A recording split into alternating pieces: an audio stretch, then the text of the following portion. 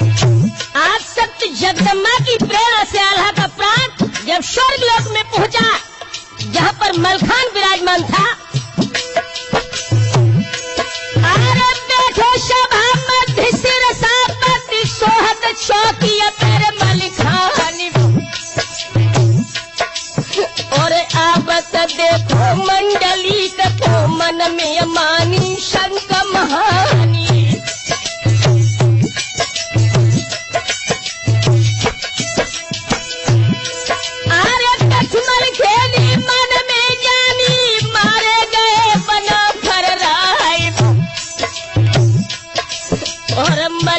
बोले मंडली कसे दादा सुन ले वरज हमारी,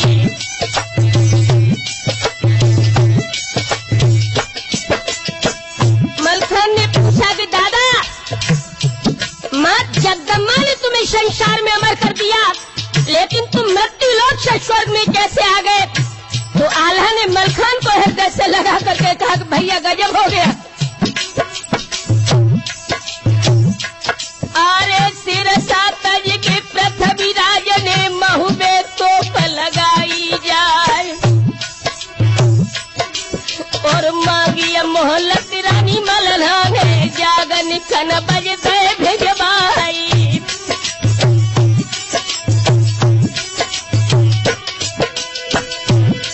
अरे तेरी मदद मित्र लाखन ने नदी पे घोर बजी तलवार,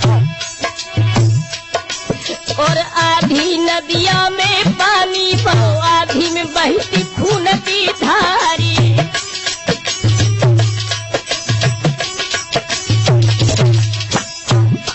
अरे विजय पत्र लाखन ने पाओ मानी पृथ्वी राज ने हार, और फिर सब कटक चलो सिरसा को पहुंचो महल मध्य में जाई।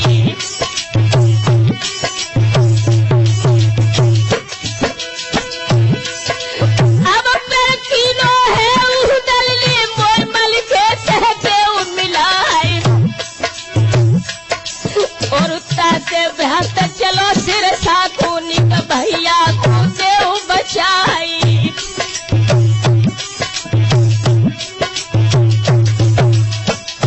मलखान ने कहा कि दादा आप ज्ञानवान होते हुए भी अज्ञानियों की तरह बात कर रहे हैं, शायद आप संसार के चक्र को नहीं जानते। अरे भिक्षुरन मिलन विपत्ति सुख संपत्ति भोगत जीव कर्म अनुसार, और छोटे मच्छर पूरे मक्खी गह मुँह अपने में लेते दबाई।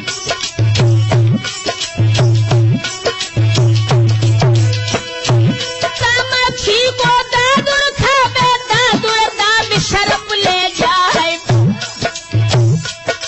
और शर्प नकुल खंड कर डारे न्यूरे ले तो पिलाव दवाई।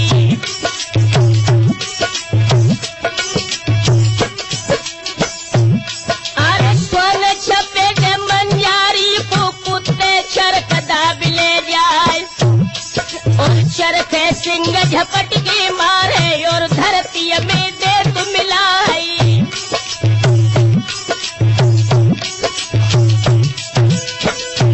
अरे गिर कंदर सिंह की धाकत गिर को वज्र खंड कर जाए,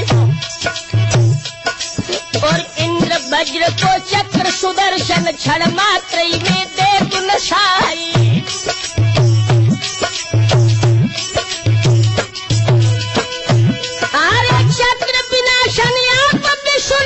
सुने हनत काल भगवान,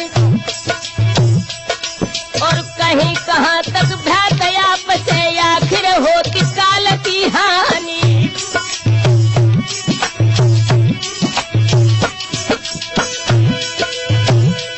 अरे तुम समझा दीजिए उदल को भैया मेरे बना भर रहा है,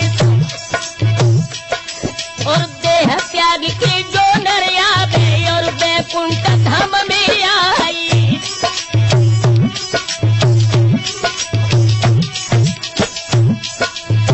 समझ गए आल्हा, और मलखान से कहा कि भ्राता जी हम समझ गए कि तुम्हारी देव दृष्टि है, इसलिए ज्ञान ध्यान की बात हमसे कर रहे हो, लेकिन तुम्हें नहीं पता कि अगर तुम लौट करके सिरसा में न गए तो उधर जिंदा नहीं बचेगा।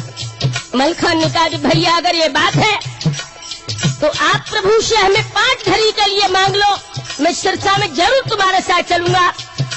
दोस्तों, मलखान और आल्हा जब भगवान विष्णुदेव की सभा में पहुंचे हैं, आल्हा ने प्रभु की स्तुति की।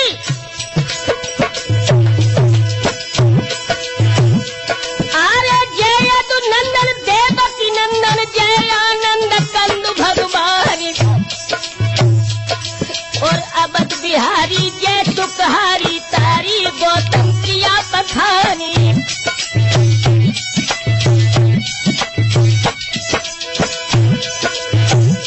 अरे मैं तुम नाथ शरण तक आए, पूरा करो हमारो काम। अरे उदल बिछले है सिरसा में, हृदय लो कटार जवारी।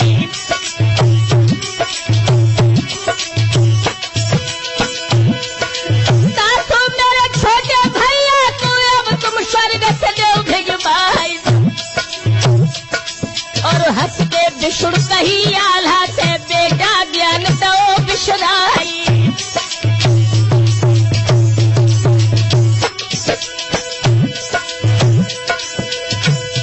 अरे जो मलखान स्वर्ग से जावे तो मर्याद भंग हुई जाए, और शक्ति जाओ सिरस्वा काजी, प्रगट हो लहस में जाई।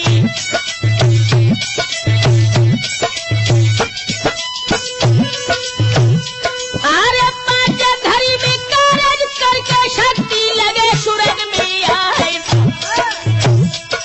और स्तुति करके पार ब्रह्म की आल्हा सिरसा पहुंचे आई।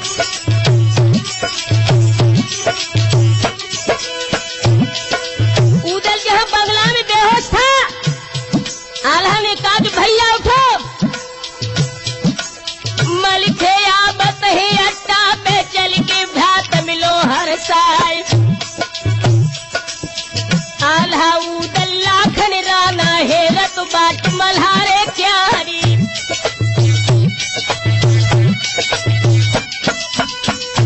दोस्तों, इधर आकाश की ओर नजरें उठी थी, तब तक शक्ति स्वर्ग से चली। एक तीव्र आकाश में प्रकाश हुआ, और वो शक्ति जब मृत्यु लोक में आई,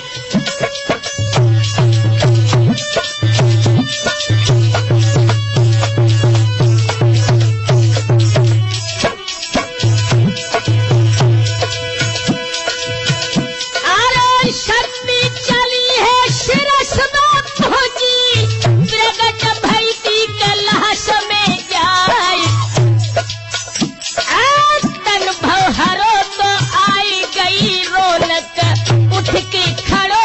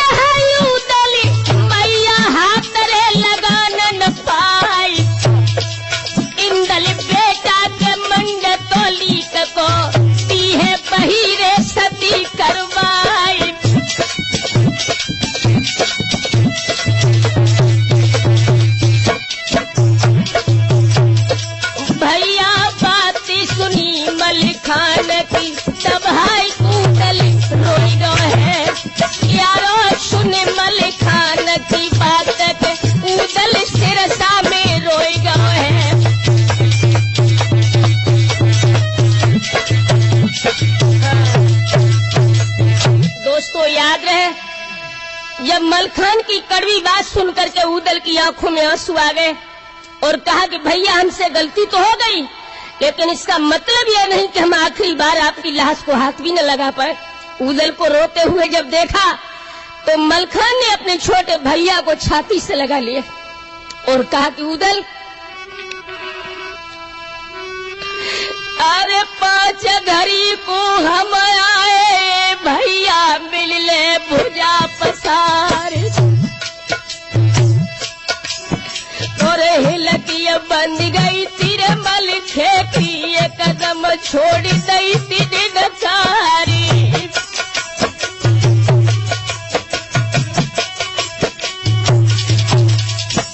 उदल ने प्रश्न किया कि दादा, एक शंका है मेरे दिल में। अरे नैना देवी रण रो पोरू रो तो दंगल फिर मैदान।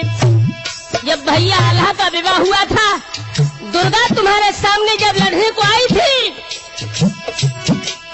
और तब तुम लड़े हते थे दुर्गा से, मारी थी तेग सिंह की तानी।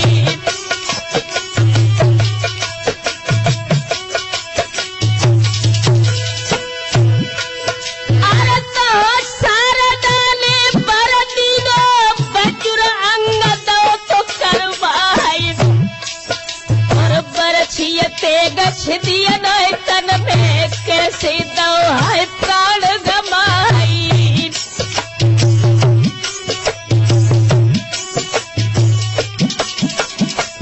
मलखान ने उदल से कहा कि भैया इसमें बात एक भी गलत नहीं हुई। 7 लड़ाई भाई सिरसा में जीते जंग मल्हारे राय, और तब बुलबाई पास मोई फिरती थी, कहन लगे थे मुस्कियाई।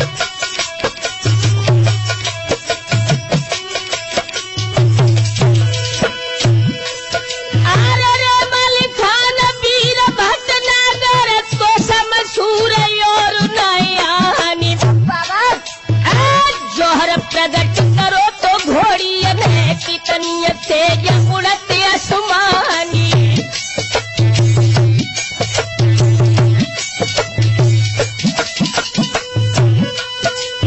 पृथ्वीराज ने कहा था कि अपनी घोड़ी का कमाल मलखान हमें दिखा दो, मैं तुमसे हार गया। लगा बतौड़ी कबूतरी दोनों और पंख देखानी, तब हम बोले तो पृथ्वीराज से तुमको जीत चले तो चौहानी।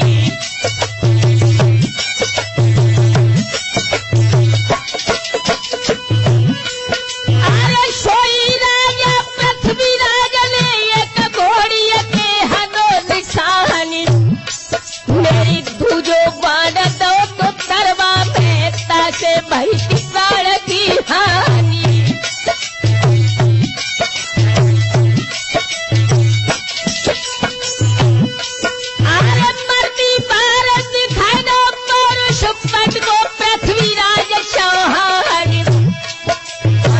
हम पटक चले फिरथिए तो घर अपने की सीध लगाई।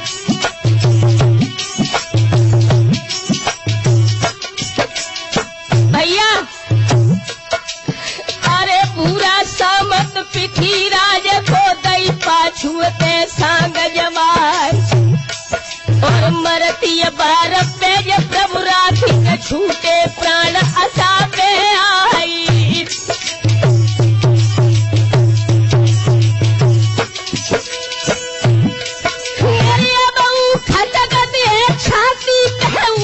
सुन ले कान लगाई, और जो बन परे शीस भूरा को दीजे चिता मध्य डरवाई।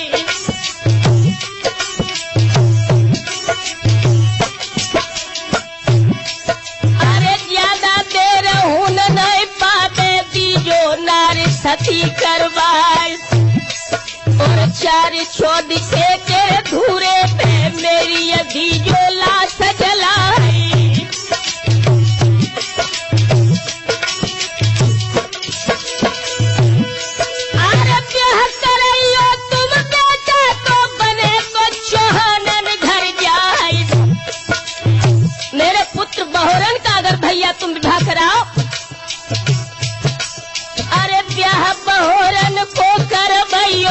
ने तो गढ़ दिल्ली में जाए, नहीं अंत कुटमय नहीं के करियो चौहानन घर जाए। और गोनोली जो ब्रह्मानंद को बेले महबूदियो दिखाई,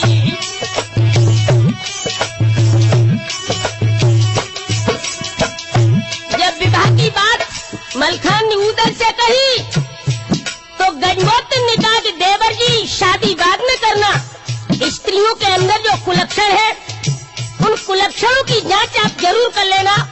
सुरेश से ध्यान रहे कि औरतों के अंदर अनेक कुलक्षण है, कुछ मैं लक्षण आपको बयान कर रहा हूँ। जाके होटन पे दिल हो में पीसौ श्याम रंग ना खूनी, सोनारी सुत कुमत बरियो देवर निरखिया बने नेनी।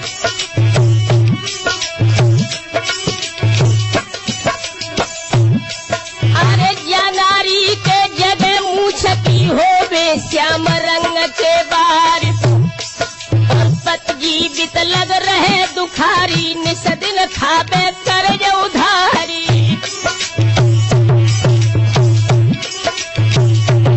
और ऐसा ही नहीं भैया, आरे पिंडुरी जबर बार चांदन में गोरे बदन हो सब चामी, और विधवा बालापन हुई जावे पति को सुखन पावे बामी।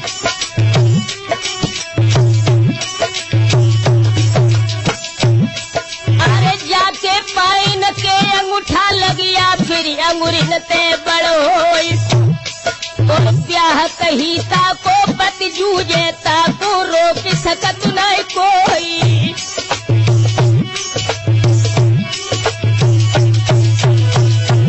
अरे तीरथ जाती है या नामिका हो बे मध्यमता से ही, और सानारी तो पति सुख पावे थोड़े बरस दो या तीन।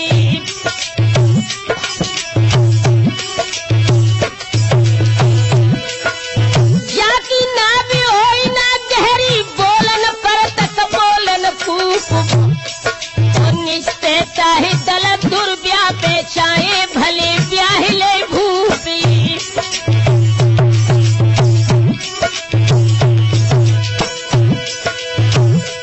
आरे क्षमा बनते पियाल से आबे बैठे शोकवती सी बानी, और कढ़े दंत कट बोलन हारी नारी कबहुन पावे दानी।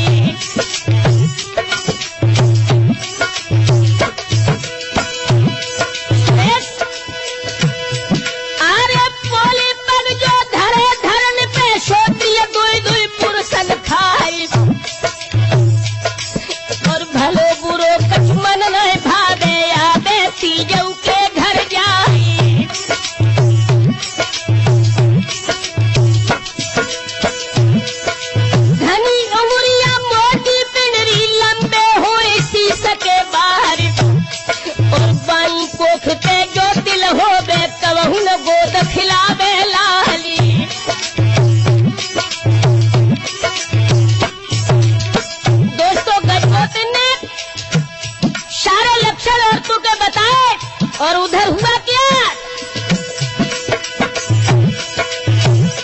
आरे काया कपल लगी मल खेती तन को रंग भव सब श्याम, और शबा पहर में कारज करके शक्ति लगी सुरग में।